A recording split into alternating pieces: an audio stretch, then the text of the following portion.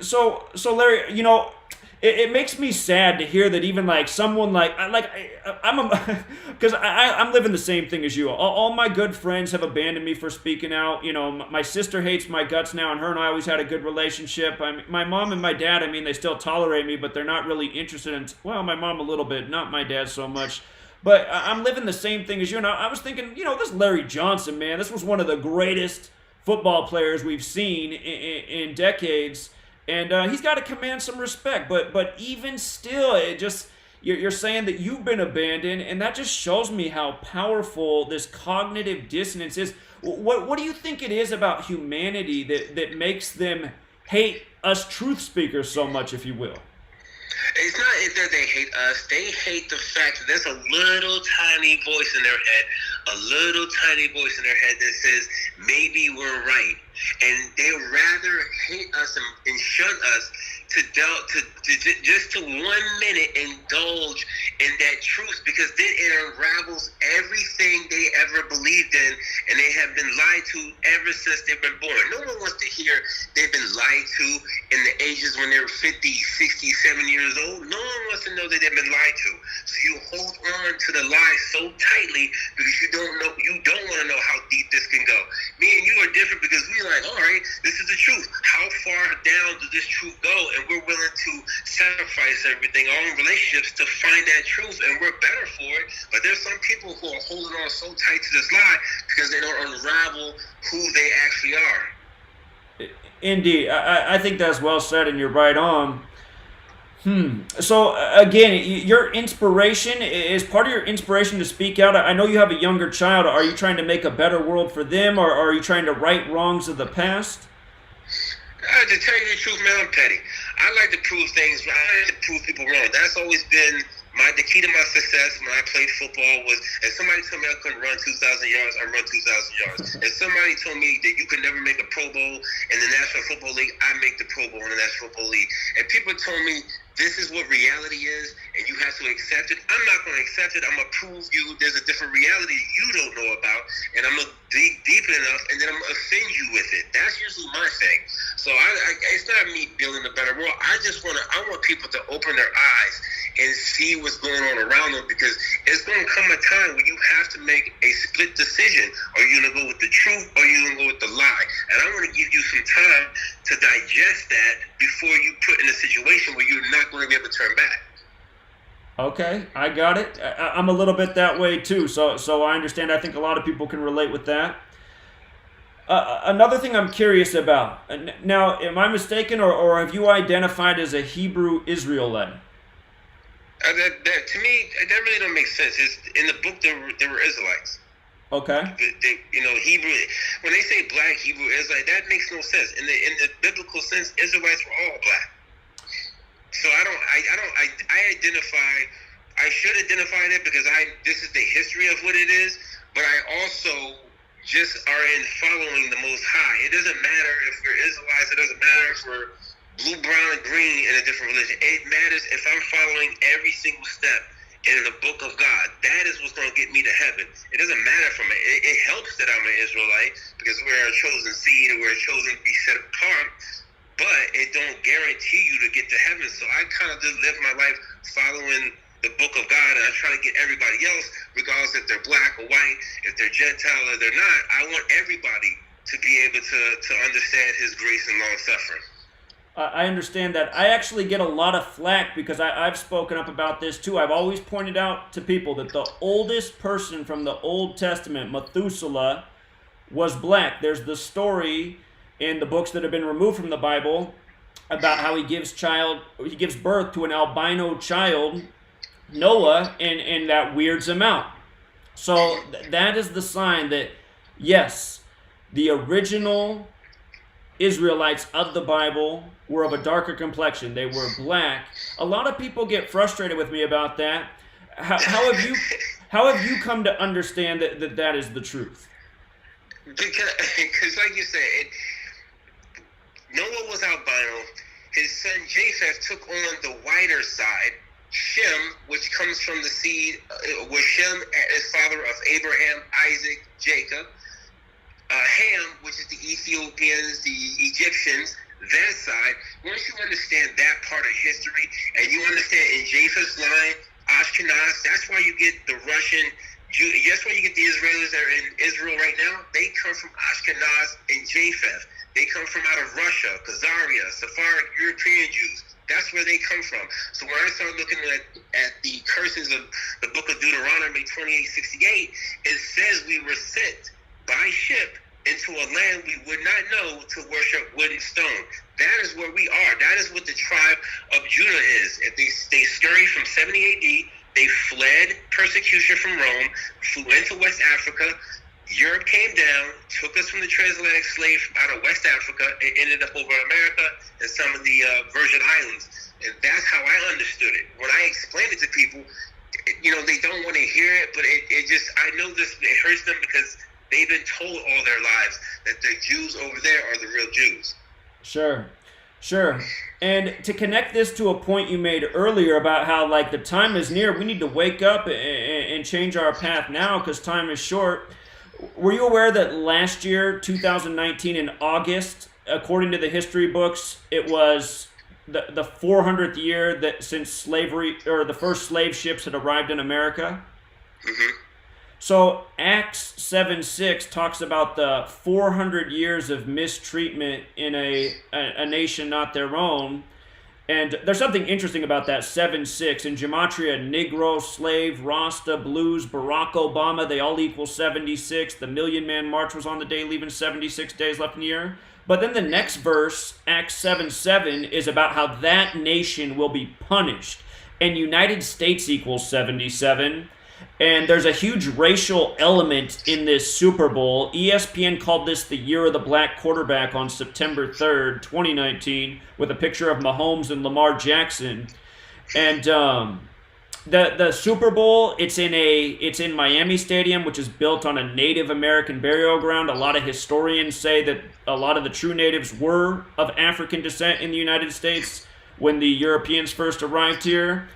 So with regards to the 7-7 piece and putting this racial element on the Super Bowl and how they connect these sports to what's going on with history and politics and everything else, I just noticed that if the Chiefs did beat the Niners, they would be tied at 7-7, and Jimmy Garoppolo equals 77. He just had 77 yards to advance to the Super Bowl, beating Green Bay 77. Bart Starr just died 77 days in the offseason before the Packers' anniversary establishment, August 11th.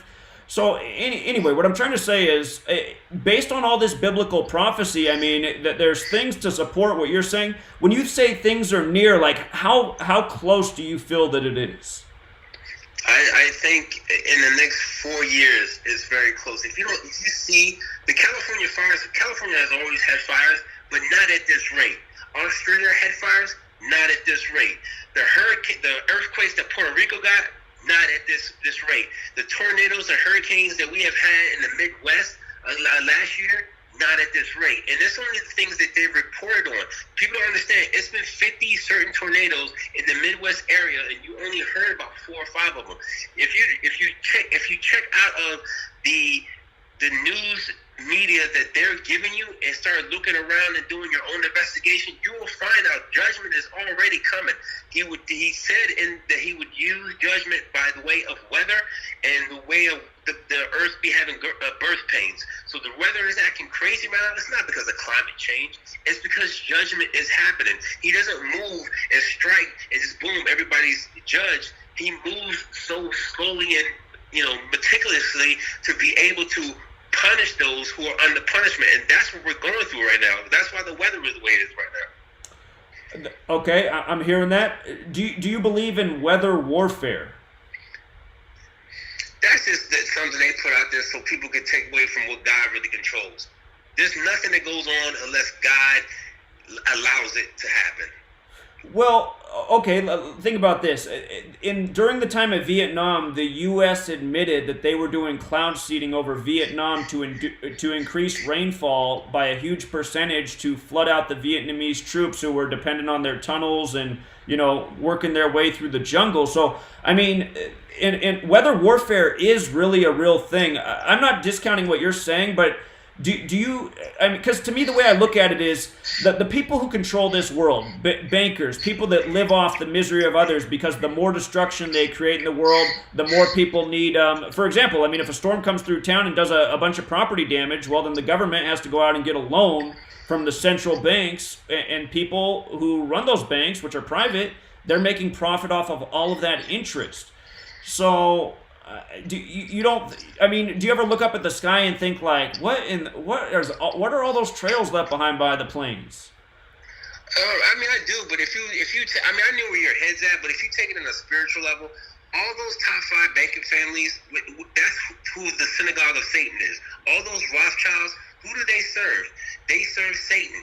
So basically, if you look at this thing as America or this world, this weather is like Job. Satan had to go ask God, could he test Job, and God removed the head from Job for Satan to even touch him, but not kill him. That's how it is with the weather. So if God is posting judgment on this world, and Satan has a device that can double its measure, wouldn't he go to God and say, I want to do this? And God said, well, I'm having judgment. I'm going to remove the hedge from certain countries so they can have this type of judgment, and that's what's happening. I don't doubt that they have devices that can do it, but I'm saying they have to have permission in order to do it, and that's why God is more powerful, because he allows it to happen. I see. That all makes sense to me. To go back to your point last year about the terrible fires in California that really got rolling November 8th, 118. In Gematria, Paradise, California equals 118.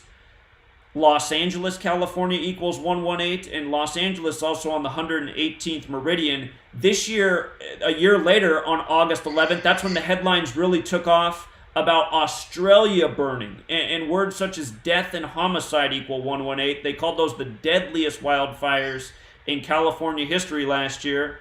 Would you say that that's more organic, or again, do you think there's a possibility that there could be some manipulation to start these fires? Because just before the August 11th fires, if you go back, the biggest fire in California just before that was referred to as the Masonic fire.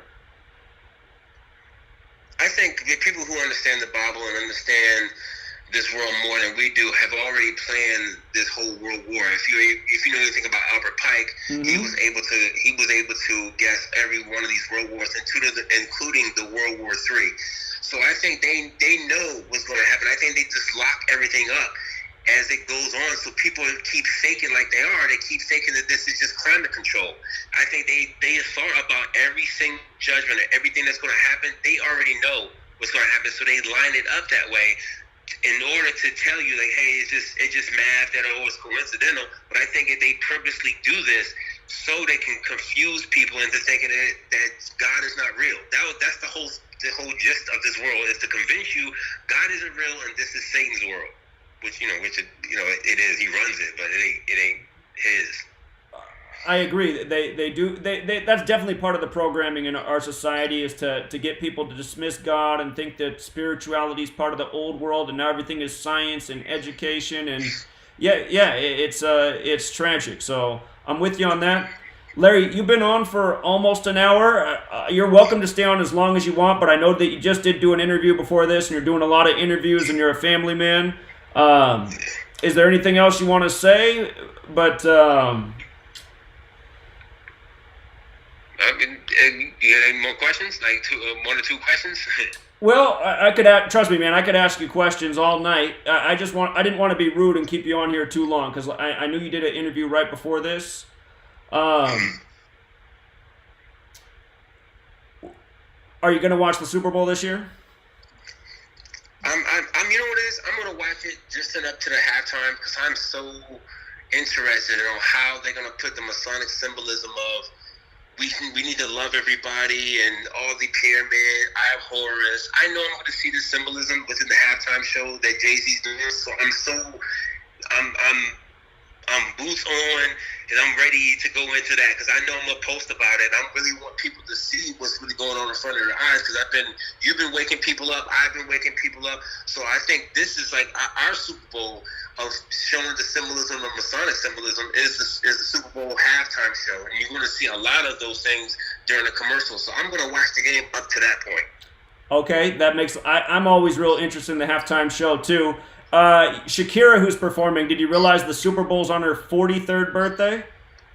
No, I didn't know that. Yeah, she's going to turn 43 that day. In Gematria, football equals 43. So does Masonic. So does Yale. American football is credited to Walter Camp, who went to Yale and was likely a member of Skull and Bones. And what's interesting is, if you've ever seen me do my work on the Gematria decodes, I teach 4 base ciphers: the alphabetic order with the rules numerology, the reverse alphabetic order with the rules numerology. Her name is 122 and 50, like San Francisco and like Kansas City, and then it's 67 and 31 like Chiefs in Kansas City as well. So her name has all the numbers of the 2 teams that are meeting. And you're right, it's going to be chock full of symbolism. Again, Larry, want to say thank you so much for coming on. I hope in the future we could have you back, because there's a million other things I'd love to ask you. And as time goes on, more will come up. But I just want to say again, I'm really appreciative of you speaking out and sharing this knowledge. It means a lot.